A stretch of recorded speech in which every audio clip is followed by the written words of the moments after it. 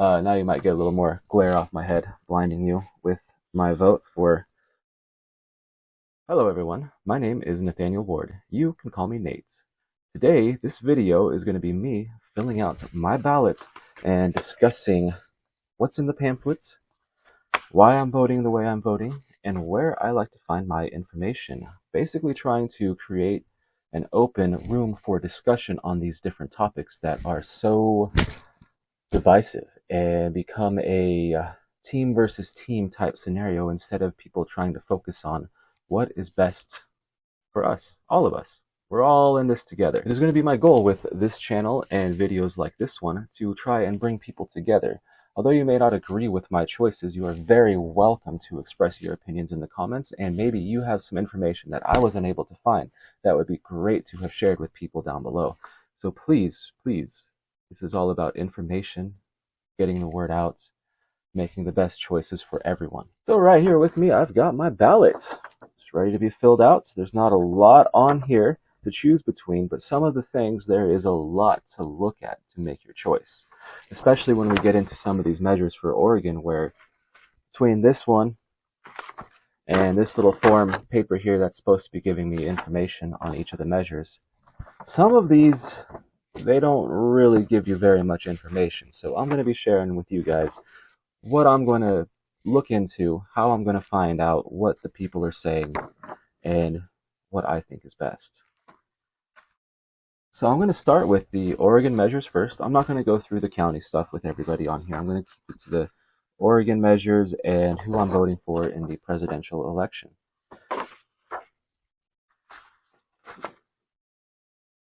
So before us, we have, starting with Oregon, Measure 115. Now let's just see here. Oregon Measure 115. On my ballot it says that this amends the Constitution, authorizes impeachment of statewide elected officials by Oregon legislature with 2/3 vote by each house. So a vote of yes means you would allow this, and the House initiates impeachment with 2/3 vote. Senate tries and convicts with 2/3 vote. Chief Justice of Oregon Supreme Court oversees impeachment trial. A vote of no is to keep things the way they are, which current Oregon legislature does not have authorization for impeachment and removal of statewide elected officials, which I believe, personally, there needs to be something in place.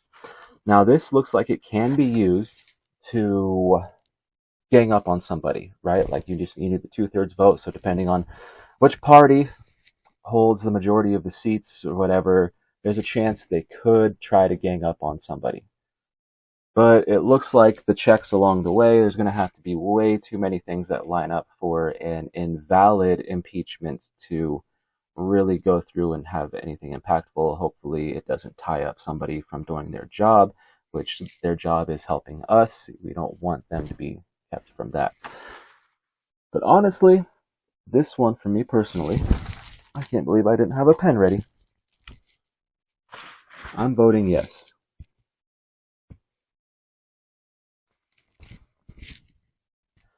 This one's actually a pretty straightforward one, surprisingly.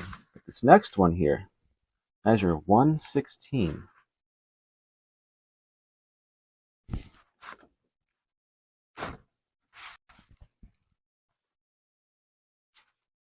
So this right here establishes independent public service compensation commission.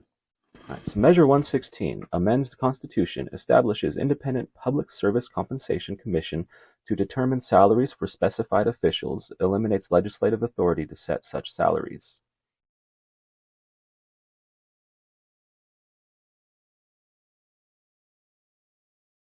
Now look right here.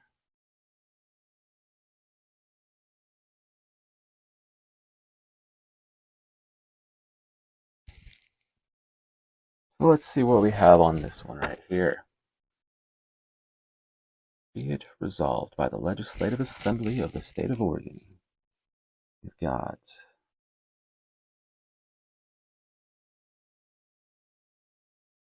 so the commission, we're creating more jobs because none of the people that are an officer or employee of the state of Oregon, an individual required by law to register with any state agency as a lobbyist, or an immediate family member of an individual described in paragraph A or B of this subsection.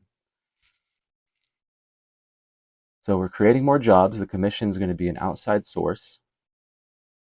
The Legislative Assembly may, by law, establish classes of individuals ineligible for membership on the Commission in addition to those specified in subsection 2 of this section. Once established, the Commission shall determine the amounts of the salaries to be paid to the officials specified in subsection 5. What else do we have here? So what I'm gathering so far is it's going to be a team of people assembled to decide the pay of other people. Every other year, they will establish salaries for governor, secretary of state, state treasurer, attorney general, commissioner of the Bureau of Labor, judges of the Supreme Court, judges of other courts, state senator, state representative. Da, da, da, da. I think this is something the people should vote on. Personally, I don't think it should be a team of people that can be influenced by other people. That's all I see is just too many holes for people to have influence, and we're also creating more people, more positions, which means that will take more money as well. So we're going to be paying money to figure out how much money to pay people.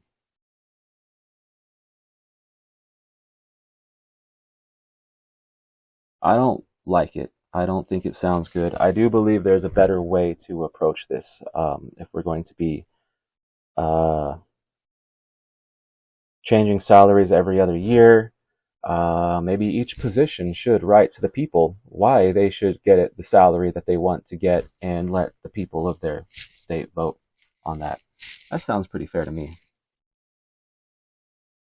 Might make them do a good job.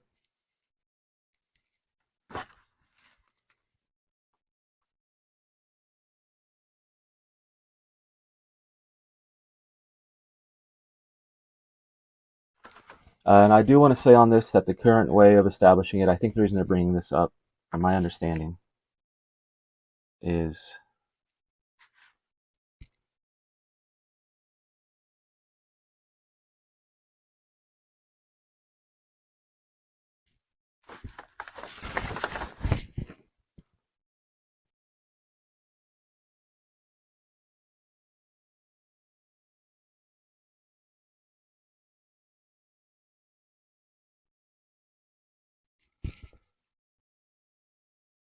yeah, I want to know. Let me see. This was 116, right? So here is one of my sources. But hear me out. Those of you guys who go to this, check this out.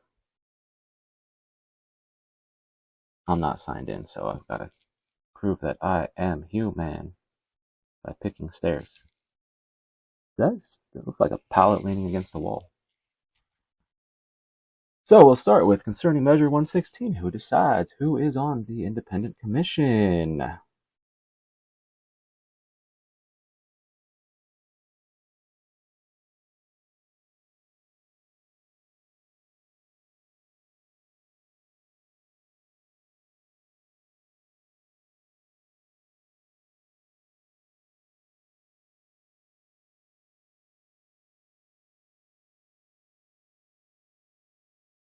Yes, I do agree that some of those positions are pretty low pay, but 10 years ago it was really, really good paying jobs. Maybe that's what they need to look into instead of raising wages, lower prices. I know it's not just on them, and we will get into one of these other measures a little bit later on that discusses that.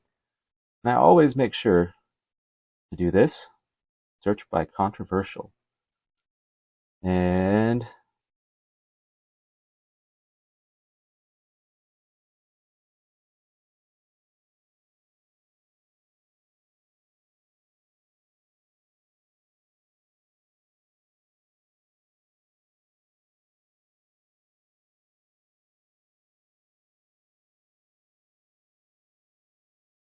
I kind of like what this person had to say here.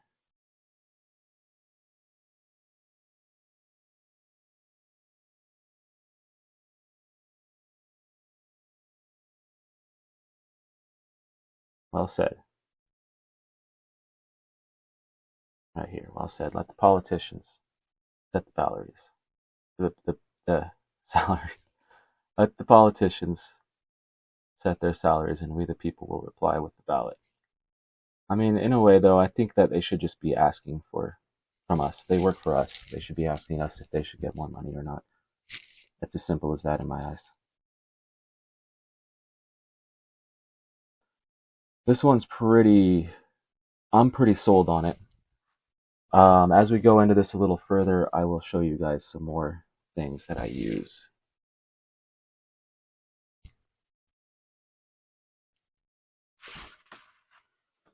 So 117. This is one of the more controversial ones, and for this, I should have YouTube open.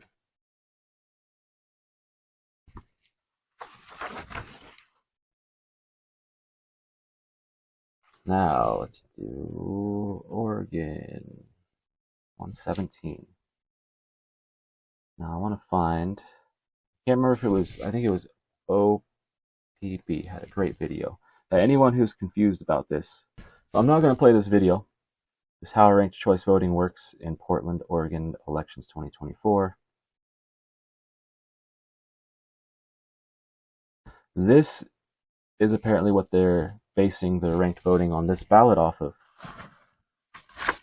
If we go into the details here, 117 gives voters option to rank candidates in order of preference. Candidate receiving majority of votes in final round wins. That's the part of this that bothers me, is they're not getting points based on where they were ranked. It's going to be a round by round system where the person with, if there's no majority leader with the top votes, then they'll take votes from other places and give it to that one until they start piling on. They're just taking votes from other rankings and all that kind of stuff is what it sounds like.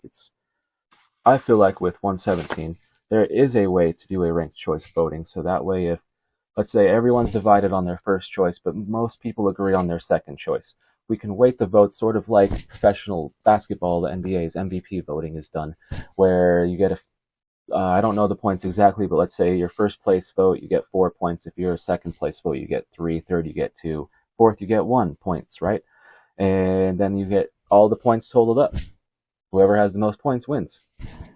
Something similar to that. I mean, the point values could be weighted differently based on your position and all that stuff, so that getting a first choice vote is maybe worth a little bit more than 1 point above the next person, because that means you are someone's top choice. You should obviously get a little bit more for that. But if the second place person is like someone everybody agrees on, whereas the first place votes, people, maybe there's 3 different top candidates, and then the second place comes in. I don't know, I'm just saying there's a better way to do it, in my opinion. So 117, I am voting no. 118, now this is one of the big ones to talk about today. Oregon 118. I'm going to put this one on the screen for you guys.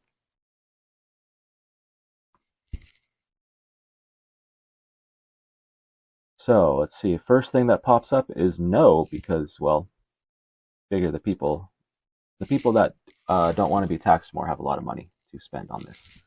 So what Oregon 118 does, before we get into this, because some of you might not be from Oregon that are watching this part of the video, will increase highest corporate minimum taxes, distributes revenue to eligible individuals, state replaces reduced federal benefits. And what this basically is a form of universal basic income, where they will tax the big companies and use that money to pay out the citizens of the state, the residents. And the way they're trying to word this is they're trying to base it on right here. Like this to me is leading the voter in a way. So a result of yes vote. Yes vote increases corporate minimum tax on Oregon sales exceeding $25 million. Eliminates. Result of yes vote. Yes vote increases corporate minimum tax on Oregon sales exceeding $25 million, eliminates tax cap, distributes revenue to eligible individuals, state replaces any reduced federal benefits. A no vote. Vote retains existing corporate minimum taxes on Oregon sales. 12 tax brackets impose different tax amounts, capped at $100,000 in tax on sales exceeding $100 million. I do think if you're selling that much, you got to pay taxes like the little guy. I mean, there shouldn't be a cap for just because you're a bigger business. You've gotten too many benefits. That's how you got to be a bigger business and stay a bigger business and keep putting everybody else out of business. But that being said, I do not want you to raise your prices because we're taxing you more to pay people a universal basic income. I feel like this one has been set up to fail on purpose. I feel like it's as universal basic income has reached the federal level, the national level talking points quite a bit. I believe this is a first example of, well, let's use Oregon as the guinea pig to show them it can't work. I really feel like this is set up in a way to show that it can't work. I believe there is ways that it can work, but other things need to be put in place first. Putting this in place first just sets us up for more inflation. So from Oregon 118, I am voting no.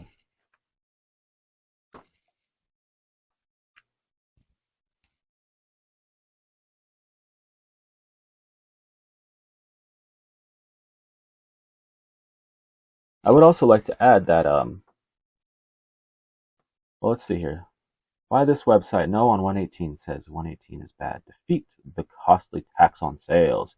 If approved by voters, Measure 118 would implement the largest tax increase in Oregon history, hurting Oregon's economy and driving up costs for Oregon businesses and consumers at the worst possible time. Measure 118 would implement a massive tax on sales. I think we do need to change the restrictions to where if you are one of the top corporations, there shouldn't be a cap. It should just keep going on. But with putting more infrastructure underneath of that to protect those of us that are down here in the workforce, the working class, those people, the labor force, all those people. Measure 118 would make local Oregon businesses less competitive. I'm not exactly sure on that one, but I do think if we want to have a state-based universal basic income, having higher taxes for the businesses that are not based locally, that way they want to come here less and we have more room for our own growth. I would get behind that 100%. Measure 118 would mean higher consumer prices at the worst possible time. Yes, the way it's set up right now, all it's going to do is the big corporations are going to want to maintain their profit margins. So if all of a sudden they're paying out more, they got to keep that gap somehow, so they're going to raise prices to keep that gap. Measure 118 is a blatant check for Salem politicians. I am not sure about that one.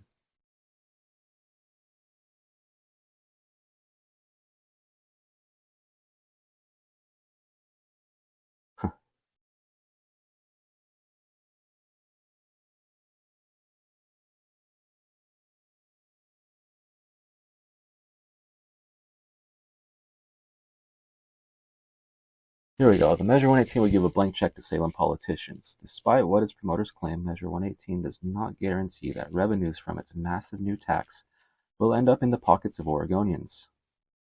Measure 118 passes, politicians in Salem could amend it with a simple majority vote and redirect the money anywhere they want. It's just getting kind of rushed out too quickly. It's not thought through well enough. And these people want to give themselves raises. They want to appoint a commission to give themselves raises, and they're not even. Yeah. Our last measure for the ballots this year. Measure 119. Cannabis retailers and processors must remain neutral regarding communications to their employees from labor organizations. A vote of yes. I'm going to have to read a little bit more into this one. I'm going to get it up here so you guys can see it as well. Oregon.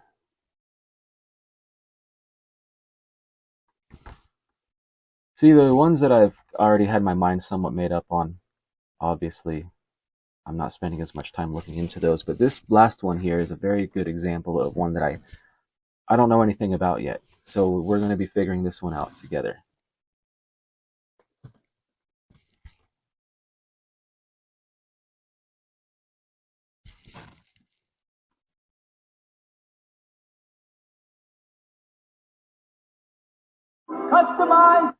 Customize!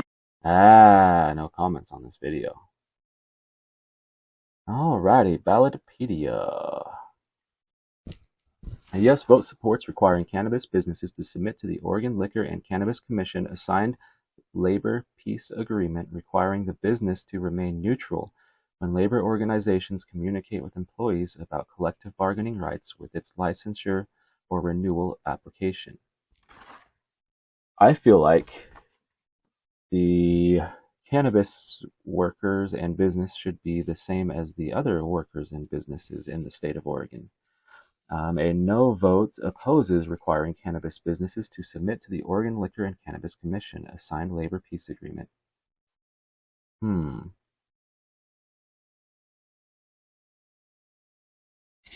I still don't understand like what's the point here. It would require cannabis retailers and processors to submit to the Oregon Liquor and Cannabis Commission with its application or renewal of license a signed labor peace agreement between the cannabis retailer or processor with a label.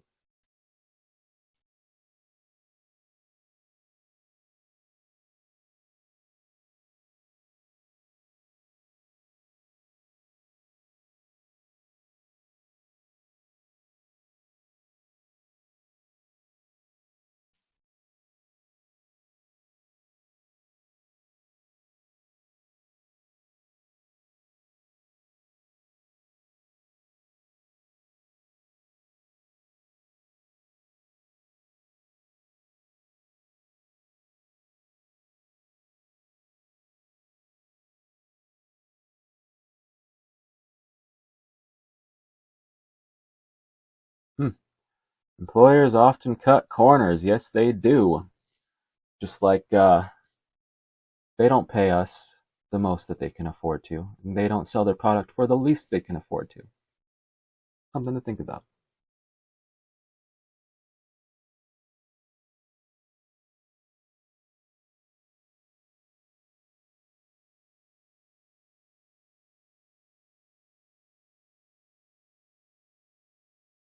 So, if passed, this one is kind of saying,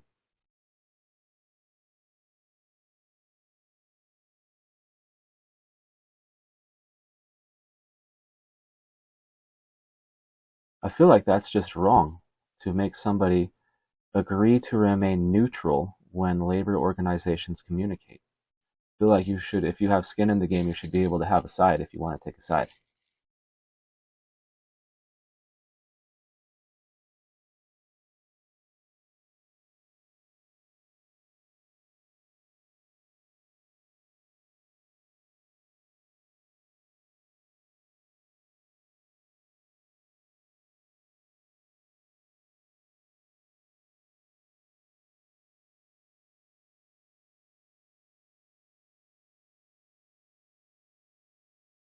Let's see what they say over here.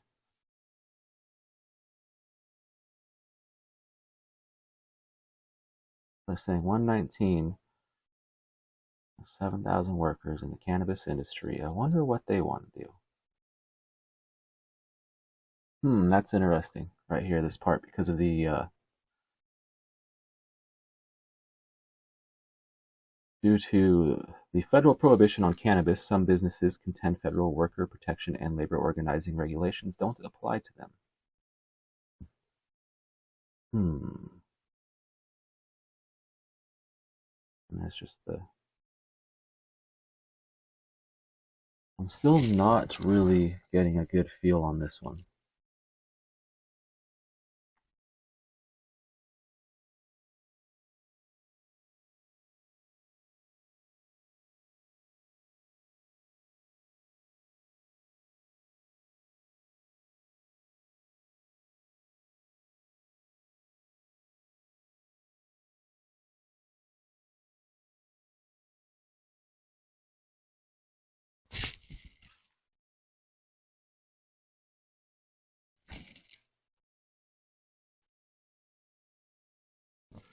Oh, whoops. There we go. I want to see. There we go.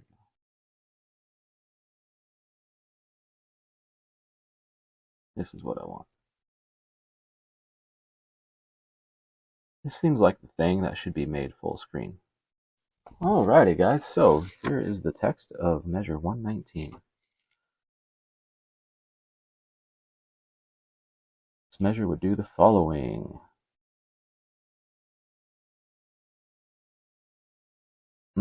Okay. That is actually very important to me, that employees are able to speak out without fear of retaliation. Very important to me.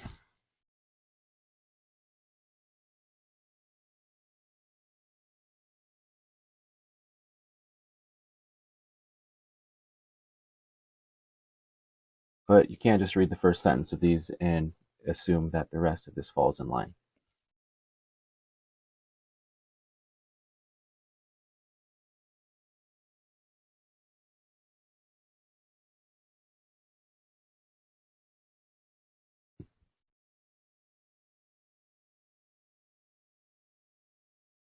They're not referring to people who do the agricultural labor, which that's a strange.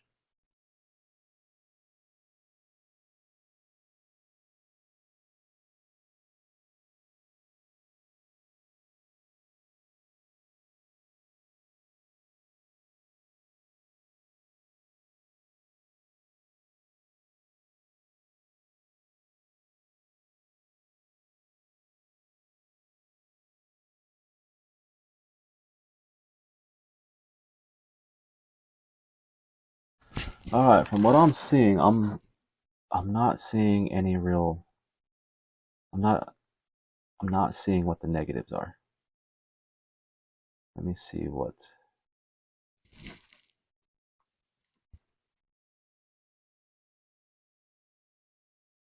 Vote no on 119 is an odd proposal to put on Oregonians' ballots, while other measures ask voters to weigh in on potential constitutional amendments or adopt a new way of voting. Measure 119 asks Oregonians a very narrow question: should cannabis businesses that are seeking or renewing a state license be required to submit a labor peace agreement, promising to remain neutral if workers seek to unionize?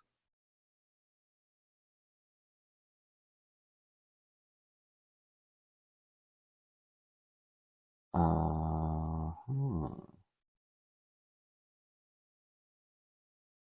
And then they keep bringing up these people that pushed the bill last year.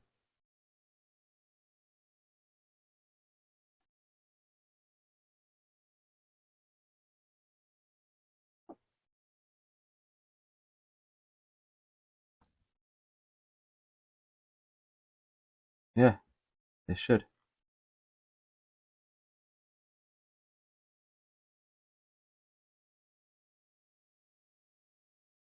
I don't think they have anything to stand on for the no of it, and that's why they haven't actually said anything in this entire article of what would be the negative about it.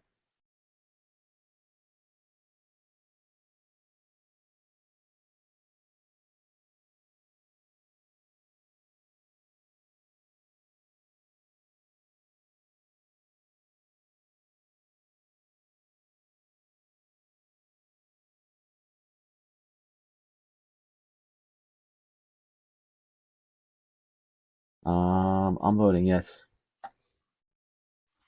Shake things up a bit, move things in the right direction.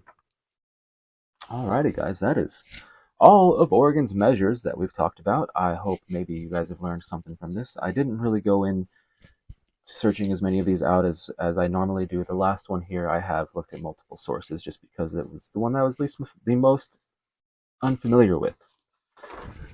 And the last one I want to talk about, the federal office right here. President of the United States.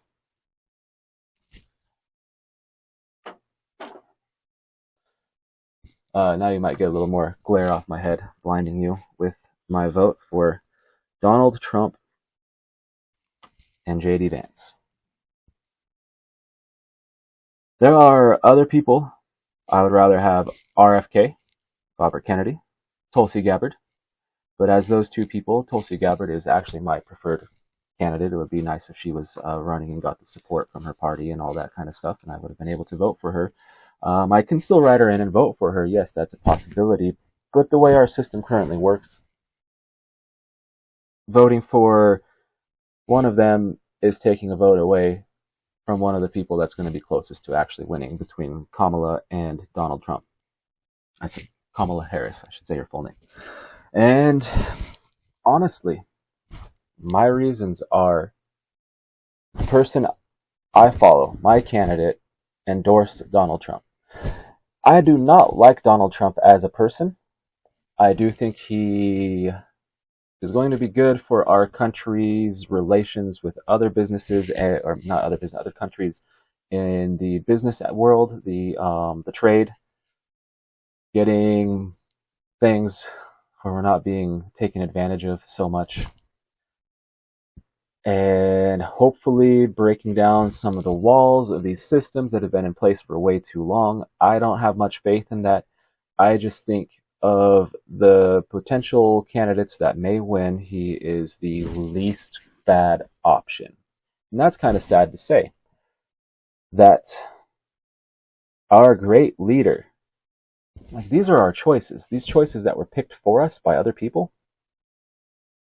shoved in front of us, pushed on TV, all these narratives, depending on which group you're in public, which name you say, which name you bring up, you're going to get certain reactions, and then it's going to make you want to avoid bringing them up. And then your news is just going to be all these headlines and the loudest speakers on the television or on the internet telling you what to do with all their feelings, when in reality, none of them are a good choice. But I do see more potential with Donald Trump than I do with Kamala Harris, and that's just the way it is. So that concludes this video. Thank you all for joining in with me, and this is my first time doing a video of this type, so any suggestions for ways I can improve it, constructive feedback, constructive criticism, whatever, you can please put that in the comments. I'm open to it, and if there's going to be any discussion on politics in the comments, please keep them civil, all right? It's okay to have your own opinion, and it is okay to defend your opinion. It is not okay to attack someone because you disagree with their opinion. Focus on invalidating their opinion rather than the person. I think that's been one of the biggest problems in politics of this day, is we're always attacking the people in the debates. You ask Donald Trump a question like, how do you feel about whatever? I can't think of it off the top of my head, but then he'll respond with, how do I feel about it? Well, what about her? You should see what she did about it, right? That's like all he wants to do. And then to her, it's like, oh, he's just telling lies and all that kind of stuff, right? They just want to attack each other. They don't want to say why you should vote for me. They want to say why you shouldn't vote for the other person. And that's trickled down into our political discussions, are not why should I vote for this, but why you shouldn't listen to why they're telling you why you should vote for this, right? They're attacking the people that are spreading the messages rather than the messages that are being spread. We need to focus on what's best for everybody, what's best for our country, what's best for our state, what's just best for the American people.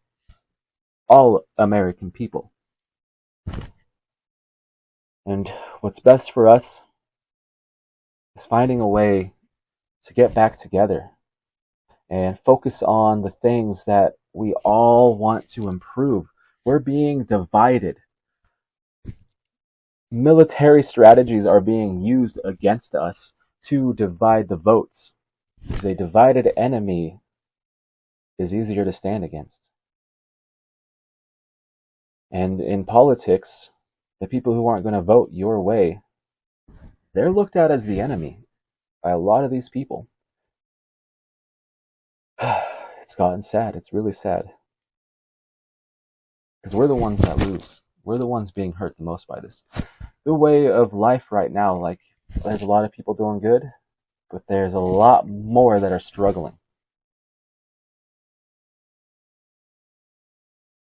There's too little to go around. Too few people have too big pieces of the pie. We need to find our ways to split that up a little bit, give everyone a shot to pull themselves up by their bootstraps, as people like to say. We need the chance to do so. Of course, there are outliers. There's outliers in everything. But the common person, the average American, times are tough. They don't have to be. They don't have to be. Think about that. Thanks for watching, everybody. I hope in some way I've enlightened you on something. I hope in some way we can help create a safe place for discussion. I hope in some way we can work together to make things better. Thank you for your time, everyone. Enjoy voting. Have a good rest of your year. See you on the next one.